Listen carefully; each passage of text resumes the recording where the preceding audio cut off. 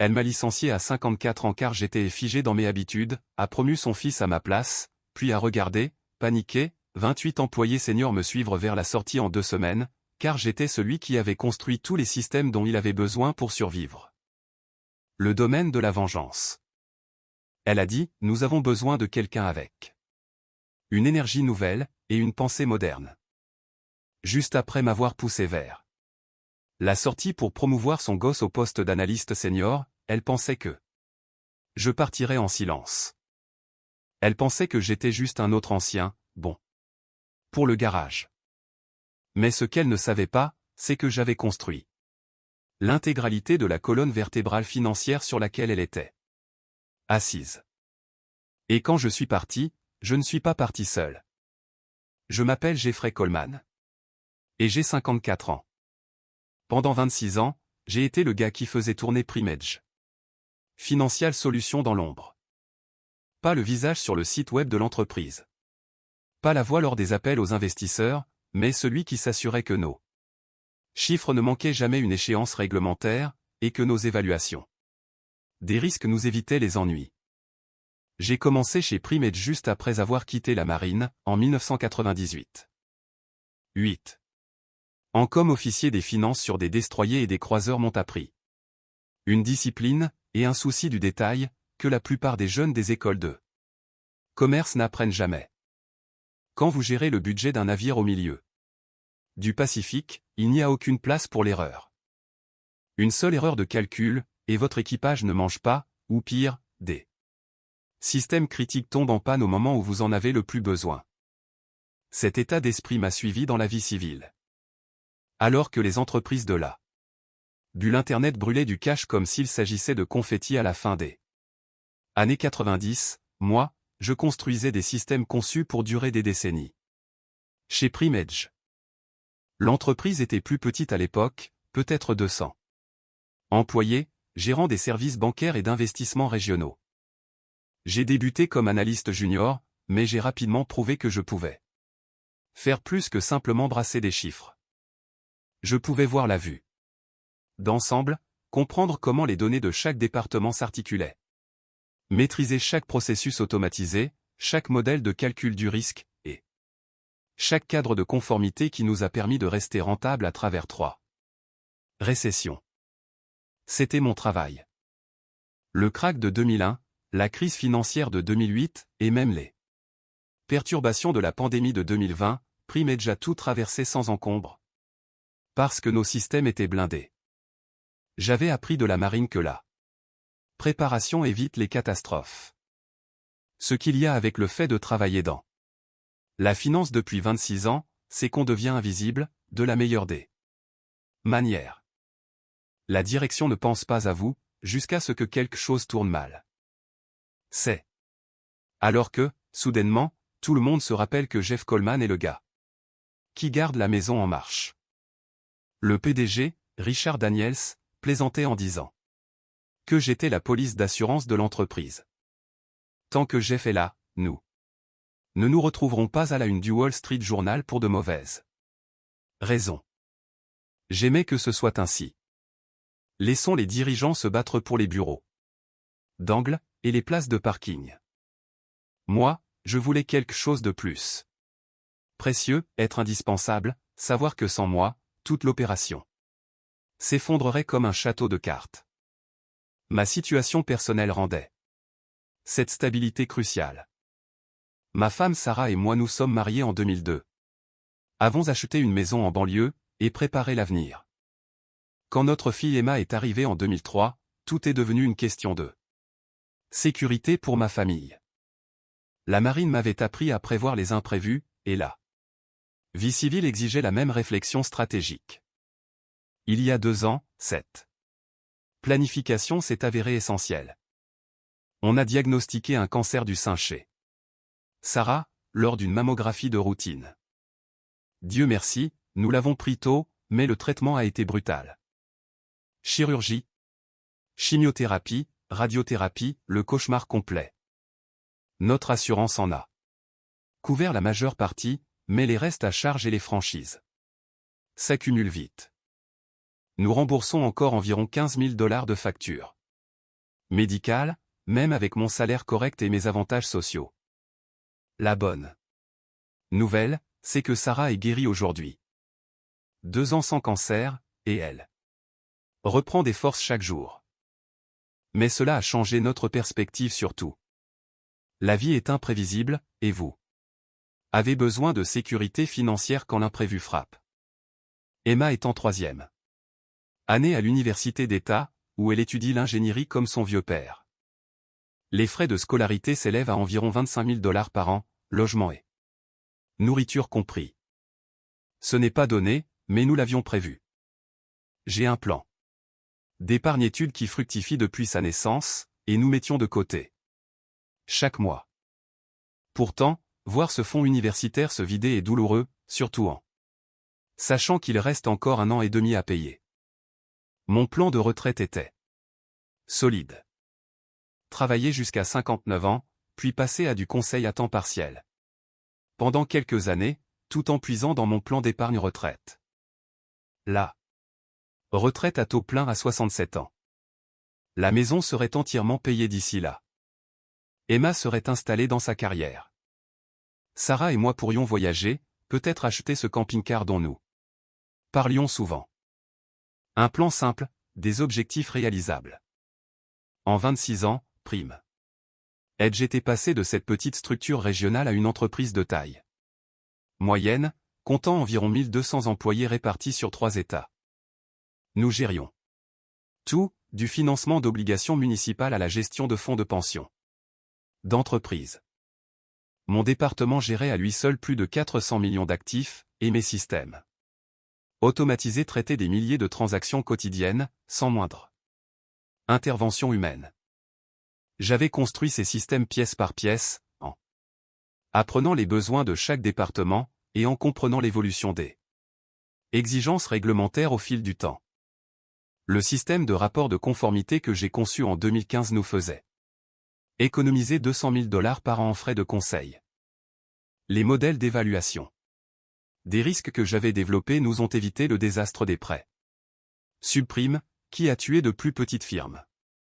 Le système automatisé de préparation aux audits garantissait que nous ne échouions jamais à un examen. Mais voici ce que personne, au sein de la direction, ne comprenait. Ces systèmes n'étaient pas de simples logiciels que l'on pouvait transmettre au premier venu. Ils nécessitaient une connaissance institutionnelle, une compréhension des raisons derrière chaque décision, et la maîtrise des solutions de secours pour les cas particuliers. J'étais la seule personne à comprendre véritablement comment tout était connecté. C'est ce qui me rendait précieux, non seulement mes compétences techniques, mais ma mémoire, savoir pourquoi nous faisions les choses d'une certaine manière, quels problèmes nous avions résolus par le passé, à quels fournisseurs nous pouvions faire confiance. Et quelles modifications réglementaires étaient cruciales. C'était 26 ans de sagesse accumulée, qui ne pouvaient pas être téléchargés dans l'ordinateur portable d'un gamin. C'est alors que Catherine Winters est arrivée. Et tout a changé. Catherine a débarqué il y a 18 mois, comme un ouragan vêtu de costume de créateur. Elle n'était que jargon d'école de commerce et vision stratégique, fraîchement moulue de Wharton, avec un nom de famille important. Elle était la fille d'Harold Winters, membre du conseil d'administration. Son titre officiel était vice-présidente de l'innovation stratégique, une fonction que personne ne pouvait définir, mais que tout le monde faisait semblant de comprendre. En l'espace de 3 semaines, elle a obtenu le bureau d'angle à l'étage exécutif, avec le mandat de moderniser les opérations. J'aurais dû être plus attentif lors de l'annonce de son embauche. Le communiqué de presse parlait d'apporter des perspectives nouvelles aux services financiers traditionnels, et de s'appuyer sur une gouvernance de nouvelle génération. Du jargon d'entreprise qui, d'ordinaire, ne veut rien dire. Mais dans le cas de Catherine, c'était un tir de sommation que j'avais manqué. Au début, j'ai fait le dos rond. Une autre embauche d'intermédiaire pistonné, une autre mode de gestion qui passerait en 18 mois. J'en avais vu d'autres en 26 ans. Vous vous souvenez de la folie du Six Sigma en 2005 ? De la poussée de la méthode agile. En 2012? De la révolution blockchain en 2018? Elles sont toutes venues reparties, mais le travail fondamental consistant à gérer l'argent, et à rester conforme, et demeurer le même. Mais Catherine était différente. Elle ne se contentait pas de toucher son chèque et de jouer à la politique interne. Elle avait de l'ambition, de l'énergie, et quelque chose de plus dangereux, le soutien de gros capitaux. Harold Winters possédait 12% de Primage, et présidait le comité d'audit. Quand sa fille voulait quelque chose, cela se réalisait. Les signaux d'alarme ont commencé lors de sa première réunion générale, en mars 2022. Toute l'entreprise s'était entassée dans la grande salle de conférence, le surplus suivant sur des écrans vidéo. Catherine se tenait à la tribune comme si elle annonçait qu'on marchait sur la Lune, parlant de transformation numérique et de leadership financier de nouvelle génération. L'industrie des services financiers est à un point d'inflexion, a-t-elle déclaré, en faisant défiler des diapositives remplies de graphiques. Les entreprises qui embrassent l'innovation prospéreront. Celles qui s'accrochent au mode de pensée hérité du passé deviendront obsolètes. Ces yeux balayaient la salle pendant qu'elle parlait, marquant une pause sur chaque chef de service de plus de 45 ans. Lorsqu'ils se sont posés sur moi, j'ai vu quelque chose de froid derrière son sourire d'entreprise. Du calcul. Une évaluation. Un rejet. Certains d'entre vous représentent notre avenir. A-t-elle poursuivi, d'une voix lisse comme de la soie. Vous comprenez que la disruption crée l'opportunité. D'autres sont ici depuis si longtemps qu'ils font désormais partie du décor. Vous êtes confortable, familier, mais vous limitez notre potentiel de croissance. Les plus jeunes employés hochaient la tête comme des automates. Les vétérans, des gens comme Stephen Walsh de l'IT, Linda Foster de la comptabilité, ou Timothy Garcia du juridique, ont échangé des regards. Nous avions déjà entendu cette chanson, mais quelque chose dans la prestation de Catherine semblait différent, plus personnel. Nous devons penser différemment. À tous les niveaux, a-t-elle dit, en passant à une diapositive montrant la répartition par âge des employés. Notre ancienneté moyenne est de 12 ans. Dans les entreprises technologiques, elle est de 3. Cela devrait nous dire quelque chose sur notre capacité d'adaptation. J'ai gardé une expression neutre, mais à l'intérieur, j'exécutais déjà des diagnostics. Il ne s'agissait pas seulement d'une comédie de transformation d'entreprise. Catherine avait fait ses devoirs, savait exactement qui elle ciblant, et disposait du soutien politique nécessaire pour imposer des changements. Si elle voulait une guerre, elle s'était attaquée à une cible dangereuse. Au cours des mois suivants, la transformation menée par Catherine a commencé pour de bon. D'abord sont arrivés les consultants, des jeunes à peine sortis des écoles de commerce, qui paradaient avec leurs tablettes et perturbaient des flux de travail qui tournaient sans croc depuis des années. Ils se qualifiaient d'agents du changement, et posaient des questions comme « Pourquoi vérifiez-vous manuellement ces calculs alors qu'une IA pourrait le faire ?» Ou encore « Avez-vous envisagé de migrer tout cela vers le cloud ?» Ce qu'ils ne comprenaient pas, c'est que les services financiers, ce n'est pas comme vendre des chaussures en ligne. Quand vous gérez des fonds de pension et des portefeuilles d'obligations municipales, l'à peu près n'est pas acceptable. Chaque calcul doit être vérifié. Chaque processus nécessite des pistes d'audit, et chaque système exige une sécurité en béton armé. J'avais vu ce qui arrivait aux fermes qui privilégiaient la vitesse à la précision, elles finissaient à la une des journaux, pour de très mauvaises raisons.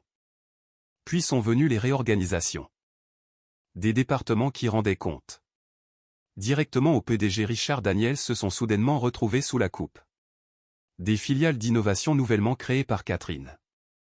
Mon équipe a été déplacée sous une entité appelée « Optimisation des systèmes hérités », ce qui semblait amical, jusqu'à ce qu'on comprenne que le but était l'élimination, pas L'amélioration. Mes accès au système sont devenus un combat quotidien. Des autorisations disparaissaient mystérieusement, puis étaient rétablies après que je me fus plaint auprès de Richard, pour disparaître à nouveau. Les équipes de Catherine prétendaient qu'il s'agissait d'une modernisation de la sécurité, mais j'ai reconnu le schéma. Ils documentaient ce à quoi j'avais accès, se préparant à me le retirer définitivement. La véritable escalade a commencé lorsque Catherine a engagé son équipe technologique externe. 3 mecs de la Silicon Valley, qui n'avaient jamais travaillé dans des secteurs réglementés, parlant de disruption fintech et de modernisation de l'existant. Ils ont passé des semaines à interroger les chefs de département, posant des questions détaillées sur nos processus et nos systèmes. Lors de mon entretien, le consultant principal, un gamin nommé Alex qui ne pouvait pas avoir plus de 28 ans, n'a cessé d'insister sur les délais de modernisation. Combien de temps faudrait-il pour migrer vos systèmes propriétaires vers des plateformes cloud? Qu'est-ce qui empêche l'automatisation de ces processus manuels? Qui d'autre comprend suffisamment ces systèmes pour gérer la transition? Cette dernière question était l'élément révélateur. Il ne prévoyait pas de moderniser mes systèmes, il prévoyait de les remplacer, et de me remplacer dans le même temps. J'ai commencé à faire des copies de tout. Pas pour voler les biens de l'entreprise, mais pour documenter ce que j'avais construit, et quand je l'avais fait. Chaque email concernant les exigences du système, chaque avenant au contrat, chaque élément de propriété intellectuelle que j'avais développé sur mon temps personnel. Notamment la renégociation de contrat de 2008, qui me donnait la propriété des solutions personnalisées créées en dehors des heures de travail, ainsi que les modèles de risque développés pendant mes week-ends et mes soirées. Qui avaient permis à Primage d'économiser des millions en amendes réglementaires. Plus important encore, j'ai relu le paragraphe 12D de mon contrat de travail, la clause qui protégeait la propriété intellectuelle que j'avais développée de manière indépendante.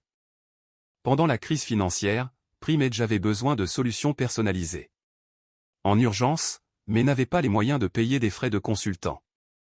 J'avais travaillé les soirs et les week-ends pour construire des systèmes automatisés, et la direction avait accepté que je conserve la propriété des outils, en échange d'un droit d'utilisation illimité pour l'entreprise. C'était ma police d'assurance, négociée à un moment où Primage était aux abois et où j'avais du levier. Maintenant, 14 ans plus tard, cette clause allait devenir le pire cauchemar de Catherine. Mais le vrai coup d'échiquier, c'était Brian. Brian Winters a fait son apparition un mardi matin de septembre, emboîtant le pas à Catherine comme un chien perdu. 24 ans, un MBA tout frais d'une école correcte, un stage dans la société d'investissement de son oncle, et 0 expérience dans la gestion de quoi que ce soit de plus grand que son portefeuille de fonds sous tutelle. Catherine l'a présenté comme un analyste financier stratégique, qui observerait nos opérations pour identifier des opportunités d'optimisation. Le népotisme était si flagrant qu'en être témoin en devenait insultant. J'étais là, avec mes 26 ans d'expérience, et ils amenaient le fils de Catherine pour m'observer. Comme une sorte de spécimen. Mais je connaissais le vrai jeu, Brian était là pour apprendre mon boulot, afin qu'il puisse me virer. Brian s'est installé dans un box à côté de mon bureau. Ordinateur portable ouvert, carnet en cuir prêt. Le gamin avait l'air nerveux. Comme s'il savait qu'il dépassait ses capacités, mais ne pouvait pas faire marche arrière sans décevoir sa maman. Le premier jour, il a frappé à ma porte. Vers 9h30. Monsieur Coleman? Maman a dit que je devrais vous suivre pour comprendre nos opérations financières. Maman. Il avait réellement appelé Catherine, maman, au bureau. J'ai désigné la chaise en face de mon bureau. Appelle-moi Jeff. Commençons par les bases. Dis-moi, Brian, que sais-tu de la conformité réglementaire dans les services financiers? Son visage s'est éclairé d'une confiance toute académique. Bien, j'ai suivi plusieurs cours sur les cadres de conformité Moderna. L'école. Surveillance automatisée, évaluation des risques pilotés par l'IA, intégration. De la blockchain pour les pistes d'audit. J'ai affiché notre tableau de bord de conformité principale sur mon écran. Nous utilisons un système personnalisé, intégré à 17 bases de données différentes, que j'ai conçues au cours de la dernière décennie. Nos rapports s'appuient sur des serveurs centraux anciens, des plateformes cloud, et des modèles de risque propriétaires. Les solutions d'IA que tu as étudiées ne comprendraient pas notre architecture de données, et la blockchain est inutile pour les besoins de nos clients. Son sourire s'est effrité. Oh, eh bien, j'apprends vite. Je n'en doute pas. Mais il ne s'agit pas seulement d'apprendre à utiliser un logiciel. Tu vois ce rapport? J'ai pointé du doigt une évaluation trimestrielle des risques à l'écran. Chaque chiffre représente des millions de dollars d'actifs clients. Une seule virgule mal placée, une seule intégration défectueuse, et toute notre déclaration réglementaire s'effondre. La SEC n'accepte pas, nous sommes encore en train d'apprendre comme excuse. Au cours des semaines suivantes, Brian m'a suivi comme un chiot dévoué. Il me posait des questions élémentaires sur des systèmes que j'avais créés de toutes pièces, prenait des notes sur des processus qui n'existaient nulle part ailleurs que dans ma tête, et tentait de comprendre des connexions qui avaient évolué au fil de décennies de changements réglementaires. Comment calculez-vous la pondération des risques pour les obligations municipales? Pourquoi n'utilisons-nous pas des plateformes de rapport basées sur le cloud? L'IA ne pourrait-elle pas automatiser la majeure partie de cette vérification manuelle? Chaque question révélait à quel point il comprenait peu notre métier. Il ne s'agissait pas d'une start-up où l'on pouvait tout casser pour réparer plus tard. Nous gérions des fonds de pension pour des enseignants, des pompiers, des policiers, des portefeuilles d'obligations municipales pour de petites villes, et des comptes d'investissement pour des retraités qui ne pouvaient pas se permettre la moindre perte. Chaque calcul comptait. J'ai commencé à tout documenter pendant ces sessions d'observation. Pas par malveillance, mais pour me protéger. Chaque question de Brian qui révélait son inexpérience, chaque suggestion qui montrait qu'il ne comprenait pas les exigences réglementaires, et chaque moment où il semblait confus face à des concepts financiers de base. Pendant ce temps, je préparais discrètement ma stratégie de sortie.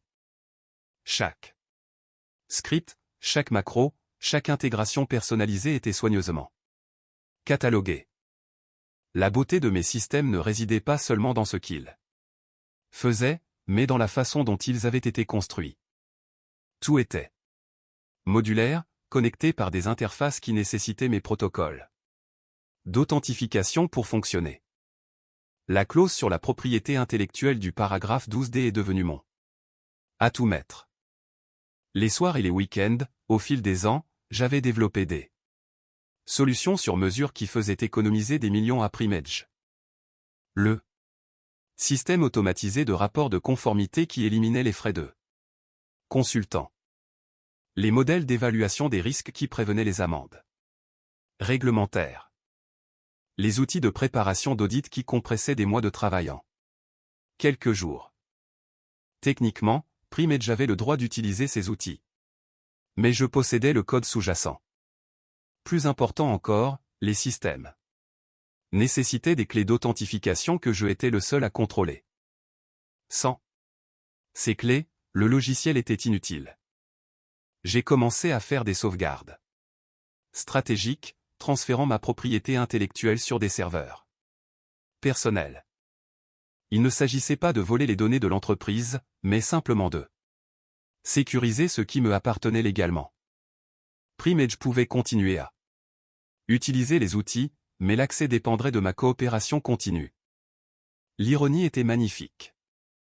Catherine pensait éliminer un employé coûteux, alors qu'elle retirait en réalité la personne qui détenait les clés de tout ce dont elle avait besoin pour réussir. Brian devenait de plus en plus nerveux au fil des semaines. S'il avait Initialement abordé nos sessions avec l'assurance d'un diplômé de MBA, la réalité reprenait le dessus. Au cours de notre 3e semaine, il a finalement posé la question que j'attendais. Jeff, combien de temps faudrait-il à quelqu'un pour apprendre tout ça? Je m'adossai à ma chaise, étudiant son visage inquiet. Avec ton bagage? 2 ans minimum, en supposant que rien ne tourne mal, et que tu aies quelqu'un d'expérimenté pour te guider à chaque étape. Son visage est devenu blême. Et si cette personne n'était pas là? Alors je suppose que tu découvriras exactement ce que vaut la rhétorique d'innovation de Catherine, quand la SEC frappera à la porte et que tu seras incapable d'expliquer pourquoi nos chiffres ne tombent pas justes. C'est à ce moment-là que j'ai su qu'il commençait à comprendre.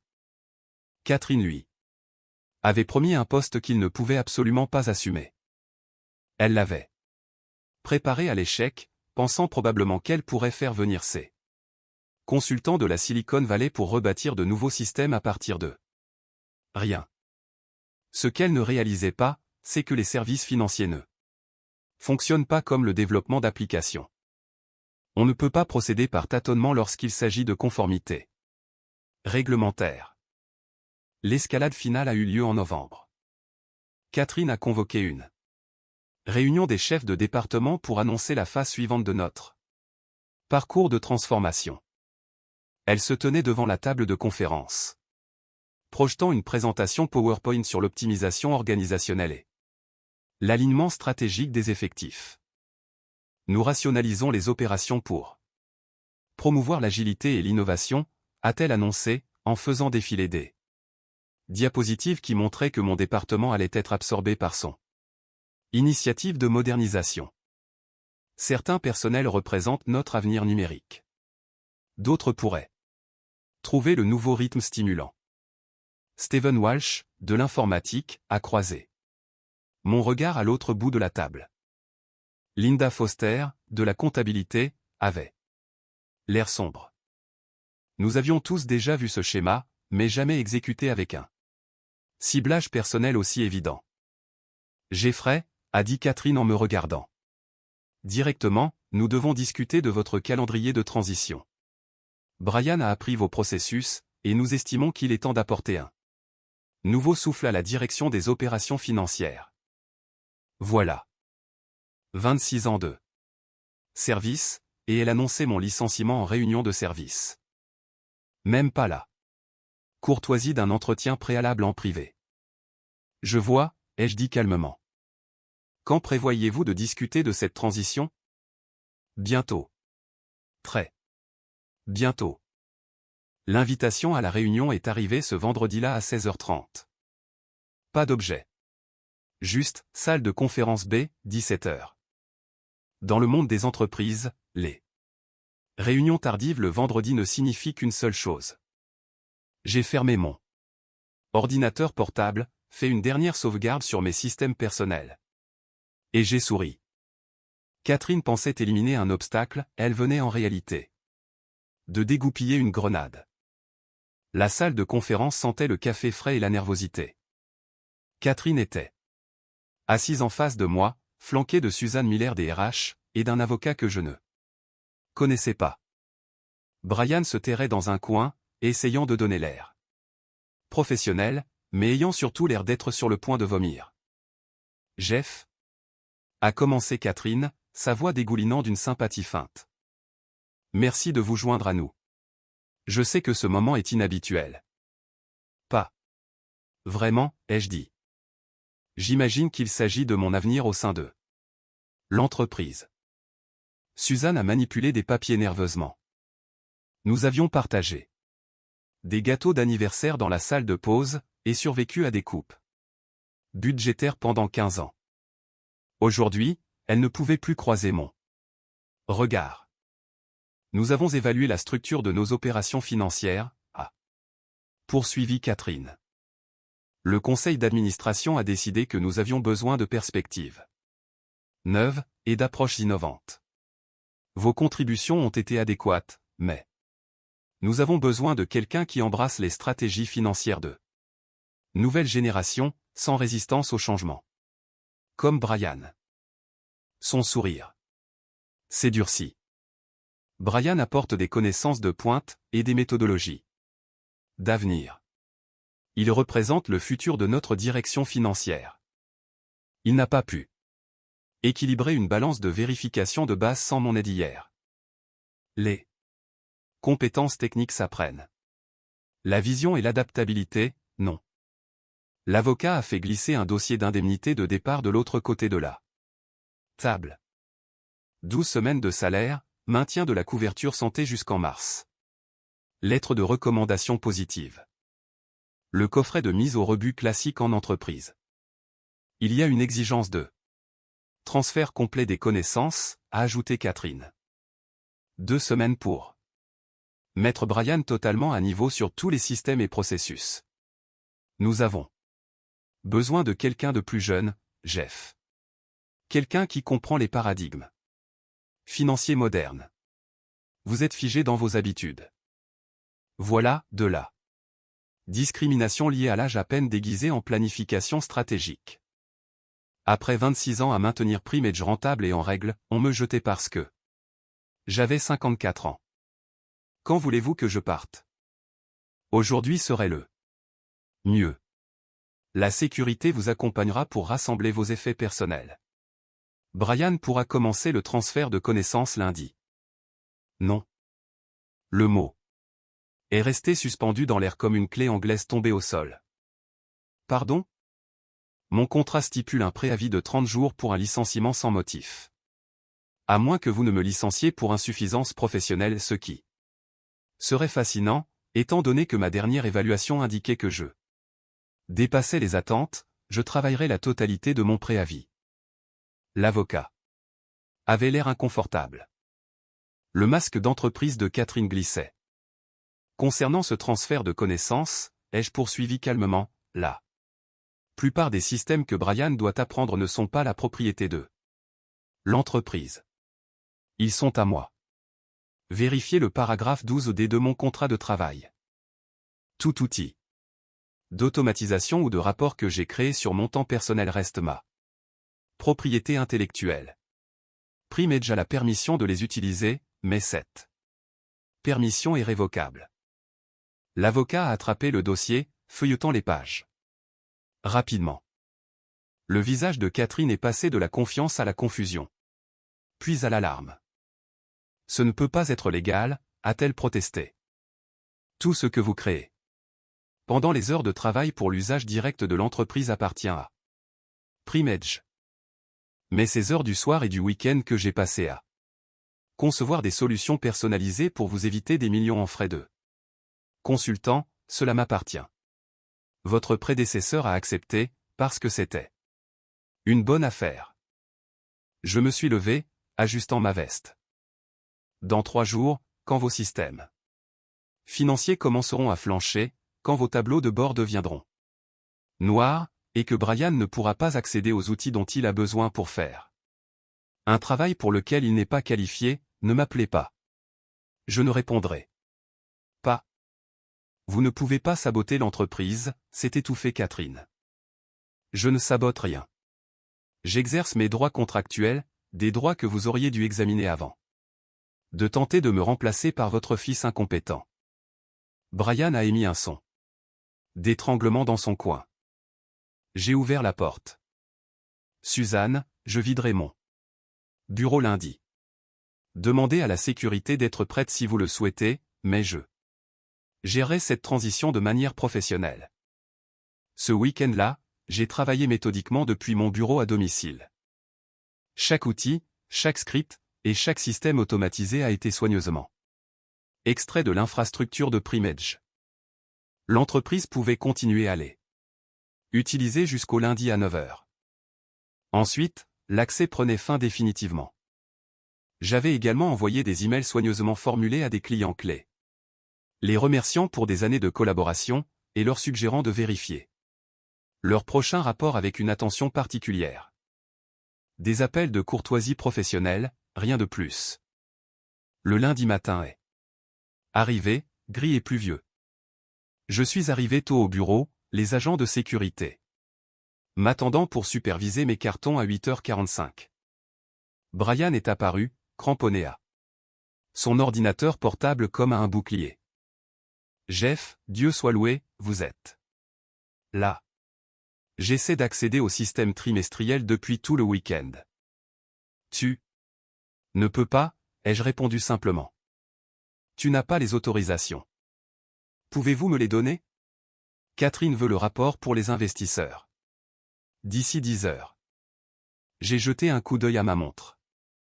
Brian, les autorisations ne sont pas des mots de passe qu'on transmet ainsi. Elles sont liées à des certificats d'authentification, des protocoles de sécurité, et des accès biométriques. Même si je voulais te les transférer, ce qui n'est pas le cas. Cela prendrait des semaines. Son visage est devenu blanc. À 9 heures précises. Mon ordinateur a émis un signal sonore. L'écran de l'ordinateur portable de Brian a clignoté, puis a été submergé de messages d'erreur. Son téléphone a commencé à sonner immédiatement. La porte s'est ouverte violemment. Catherine se tenait là, les cheveux défaits, la panique s'infiltrant à travers sa vernie professionnelle. Qu'avez-vous fait? Exactement ce que j'avais dit que je ferais. J'ai révoqué l'accès à ma propriété intellectuelle personnelle. La réunion avec les investisseurs est dans 1 heure. Alors je vous suggère d'expliquer en quoi votre approche innovante implique de licencier la personne qui a construit les systèmes dont vous avez besoin. Mon téléphone a vibré, des SMS. Steven, de l'informatique, défaillance de système en cascade, automatisation des emails en panne. Linda, de la comptabilité, tous. Les tableaux de bord affichent accès refusé. Timothy, du juridique, les membres du conseil d'administration appellent. Que se passe-t-il? Au cours des 2 semaines suivantes, Primedge a sombré dans le chaos. La réunion avec les investisseurs a été un désastre. Les rapports trimestriels n'ont pas pu être générés. La SEC a commencé à poser des questions embarrassantes sur les retards de déclaration. Mais le vrai coup de grâce est venu quand mes collègues ont commencé à démissionner. Pas parce que je les avais recrutés, mais parce qu'ils ont vu ce qui arrivait quand l'expérience était traitée comme un fardeau. Steven, Linda, Timothy, et même Suzanne des RH, 28 cadres chevronnés en 2 semaines. Tous m'ont suivi chez Charles Davis Financial Group, où mon ancien camarade de la marine, Charles, était PDG depuis 5 ans. Catherine a tout essayé. Les menaces, les poursuites judiciaires, les offres désespérées pour me faire revenir. Mais il était trop tard. Le conseil d'administration l'a licencié pour faute grave. Brian a démissionné au bout de 6 jours, admettant qu'il avait été envoyé au casse-pipe par des attentes familiales. 6 mois plus tard, je suis vice-président senior des opérations chez Davis Financial, gagnant 40% de plus que ce que Primedge ne m'a jamais payé. Mon équipe est intacte, mes systèmes sont meilleurs que jamais, et ma retraite est assurée. Les frais de scolarité d'Emma sont couverts, et les factures médicales de Sarah ne sont plus qu'un souvenir. Catherine m'a envoyé un dernier email par l'intermédiaire de son avocat, m'offrant des honoraires de consultant pour réparer ce qu'elle avait brisé. Je n'ai pas répondu. J'étais trop occupé à construire quelque chose de nouveau. Avec des gens qui comprenaient que l'innovation fonctionne mieux lorsqu'elle s'appuie sur l'expérience, et non en s'y opposant. Parfois, la meilleure des vengeances consiste simplement à connaître sa valeur, et à laisser les autres payer le prix du marché pour vous avoir sous-estimé. L'employé le plus dangereux à sous-estimer n'est pas le plus bruyant, ni le plus jeune. C'est le professionnel silencieux, qui a passé des décennies à faire en sorte que tous les autres aient l'air compétents. Dans le monde des entreprises, ils qualifieront votre expérience d'obsolète, jusqu'au moment exact où ils réaliseront quelle était la seule chose qui empêchait leur château de cartes de s'effondrer.